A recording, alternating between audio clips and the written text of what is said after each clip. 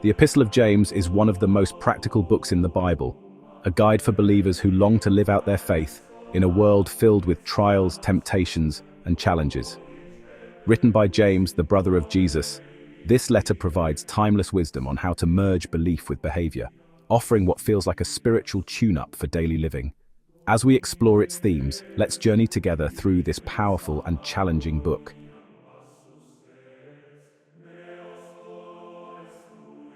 Meet the author James, the brother of Jesus. James, often referred to as James the Just, was not only a leader in the early church, but also the half-brother of Jesus Christ. During Jesus' ministry, James was a skeptic, struggling to believe that his brother was the Messiah. However, the resurrection changed everything. Jesus appeared to James, transforming him into a bold and devout follower. Known for his extraordinary prayer life, James earned the nickname Camel Knees due to the calluses formed from his hours of prayer. He became a central figure in the Jerusalem church, balancing his Jewish roots with the revolutionary truth of the gospel. James's letter reflects his deep concern for believers to live out their faith in practical, everyday ways.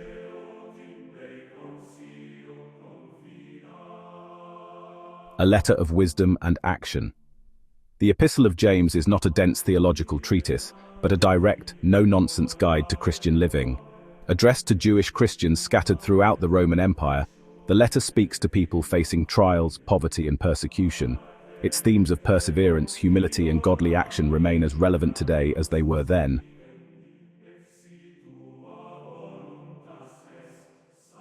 Faith that works.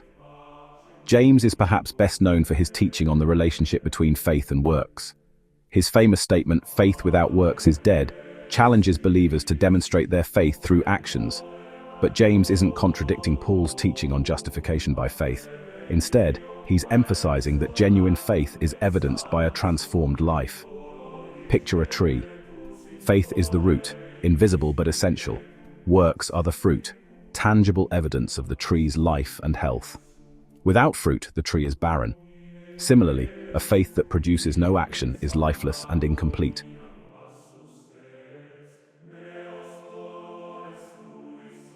The joy of trials. James chapter 1, verses 2-4. James begins with a startling command. Count it all joy when you face various trials. Joy in trials. This is counterintuitive, yet deeply profound. Trials, James explains, are not obstacles, but opportunities, refining fires that produce perseverance and maturity. Think of gold being purified in fire. The intense heat removes impurities, leaving behind something beautiful and valuable. Trials do the same for our faith, strengthening it and shaping us to be more like Christ.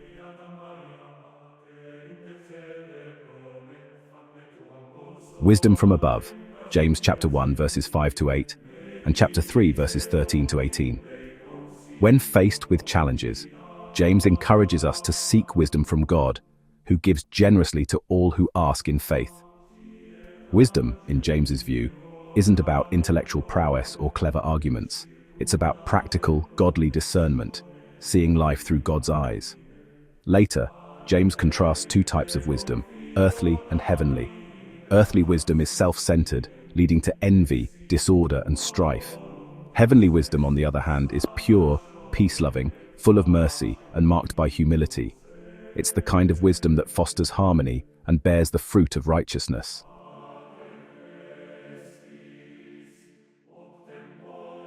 The tongue, a double-edged sword.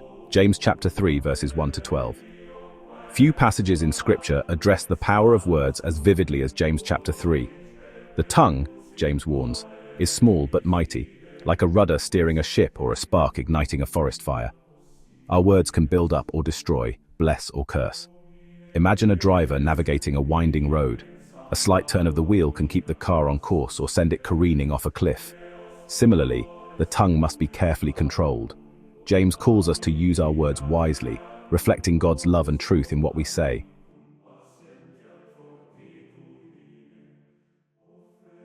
Faith and works, two sides of the same coin.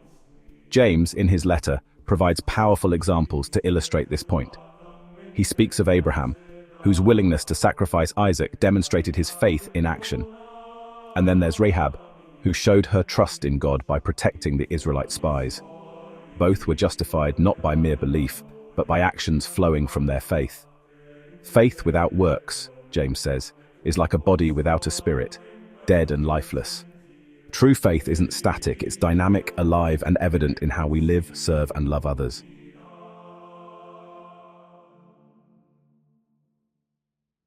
Worldliness versus godliness. James chapter 4, verses 1 to 10. James doesn't mince words when addressing worldliness.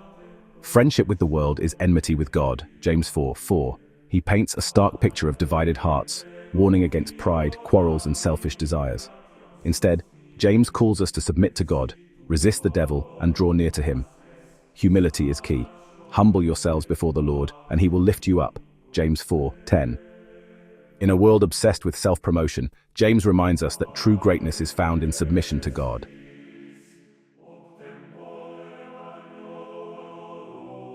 Patience and prayer. James chapter 5, verses 7 to 18.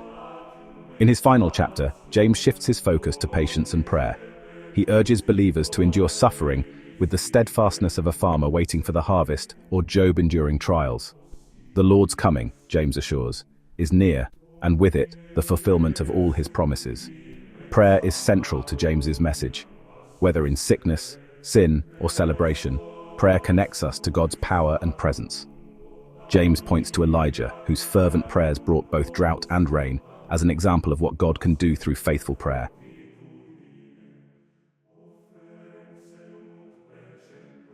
Practical lessons for today. James's letter is a treasure trove of practical wisdom. Here are some key takeaways. 1. Trials build character. Embrace trials as opportunities for growth and perseverance. 2. Wisdom is a gift. Seek godly wisdom, which leads to peace and righteousness. 3. Words matter. Use your tongue to bless, not harm, and to speak truth in love. 4. Faith must be active. Genuine faith is shown through good works and love for others. 5. Stay humble. Submit to God and resist the pull of worldly desires. 6. Pray without ceasing.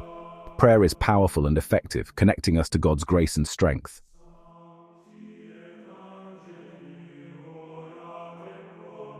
Conclusion: faith in action. James challenges us to move beyond empty words and superficial faith. His call is to live a faith that works, a faith that transforms our character, shapes our actions, and reflects the love of Christ to a watching world. As we close, let the words of James chapter 1 verse 22 ring in your heart. Do not merely listen to the word and so deceive yourselves. Do what it says. Faith is not just something we believe, it's something we live. Whether you're navigating trials, seeking wisdom, or striving to tame your tongue, James offers guidance and encouragement. May his words inspire you to live boldly for Christ, embodying a faith that is alive, active, and pleasing to God.